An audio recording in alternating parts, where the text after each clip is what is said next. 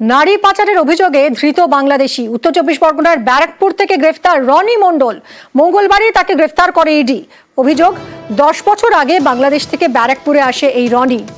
আত্মীয়ের বাড়ির ঠিকানা দেখিয়ে আধার এবং প্যান কার্ড তৈরি করে, সেই নথি দেখিয়ে পুরসভার ঠিকাদারিও শুরু করে। এই রনির সঙ্গে ঝাড়খণ্ডের একটি যোগসূত্র রয়েছে বলে দাবি করছে ইডি। অরুণ আমাদের প্রতিনিধির সঙ্গে কথা বলবো। অরুণ, 10 বছর আগে এখানে এসেছে, এই রাজ্যে এসেছে এবং তারপরে রীতিমতো পরিচয় পত্র তৈরি করেছে এখানে বসে।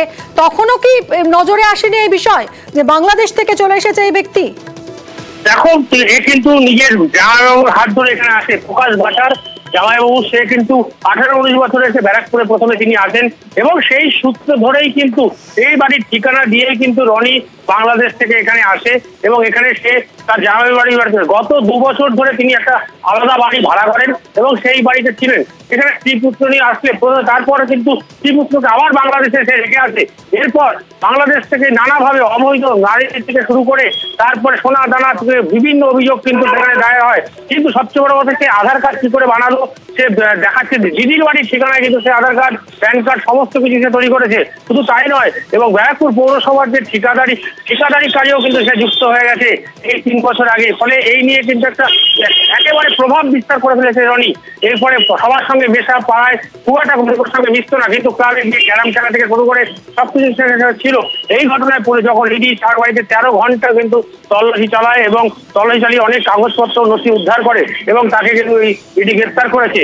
এই ঘটনায় যখন পর আমরা পৌরসভার চেয়ারম্যান তাকে জিজ্ঞাসা করেছিলাম কি করে সে ঠিকাদারি লাইসেন্সটা পেল, তখন বলে যে আধার কার্ড, প্যান কার্ড সমস্ত অরিজিনাল থাকাতে আমরা তাকে দিতে বাধ্য হয়েছি এবং পরবর্তী ক্ষেত্রে এই ঠিকাদারি থাকবে কিনা সেটা জিজ্ঞাসা করা হলে তিনি বলেন যে এখন ভাবার সময় হয়েছে, তার ঠিকাদারি সম্ভবত তার লাইসেন্সটা সেটা কিন্তু ক্যান্সেল করা হবে। কিন্তু তুমি সঙ্গে থাকো, এই অভিযুক্ত পরিবারের সদস্যরা কি বলছেন আমরা একবার শুনি। এটা কি কেস কাটছে আমরা জানি না, তো কিছুই বুঝি না। কি করে ব্যবসা করে, বিজনেস, রোড কন্ট্রাক্ট করে, ওষুধেরও কোনো ব্যবসা। ওষুধে আমার মেডিসিন পয়েন্ট, আমার দোকান।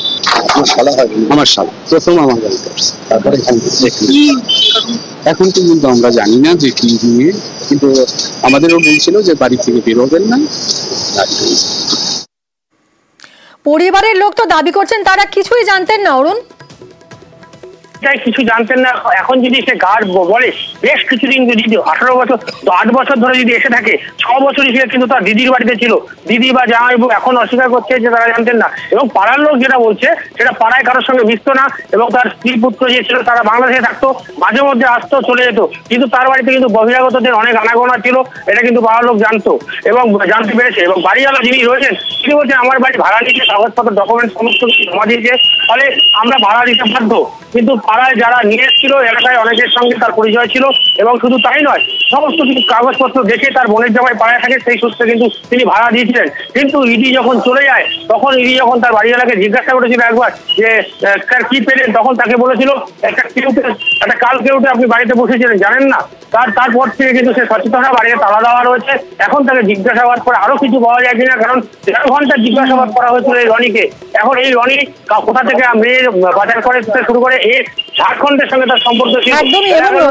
আরো কেউ রয়েছে কিনা, কোন চক্র রয়েছে কিনা, সেই সমস্ত কিছু জানা যাবে নিশ্চয়ই রনিকে জেরা করে। অনেক ধন্যবাদ অরুণ।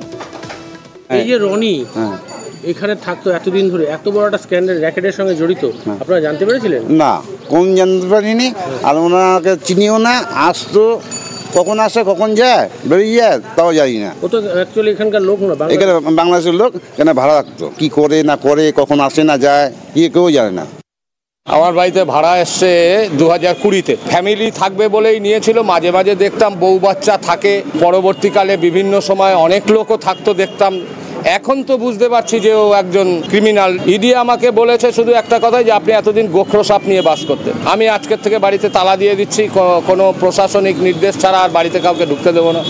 কার কি ইন্টারনাল ব্যবসা কি আছে না আছে, কোন চক্র কি আছে, এগুলি তো আমাদের দেখা সম্ভব না। আমরা সাধারণ ছেলে হিসেবেই দেখেছি এবং সাধারণভাবেই ঘোরাফেরা করেছি। এখন বুঝতে পারছি যে ওর উপর ভিতর পুরোটাই আলাদা। ঠিকাদারি কাজ তো এ তো লাইসেন্স করেছে, ট্রেড লাইসেন্স, ওর যে ডকুমেন্টস আছে ডকুমেন্টসের উপর পেয়েছে। তখন আপনারা কিছু বুঝতে পারেননি? বুঝতে পারলে তো আর এই ইডি সিবিআই কে ধরতে হতো না, আমরাই ধরতাম।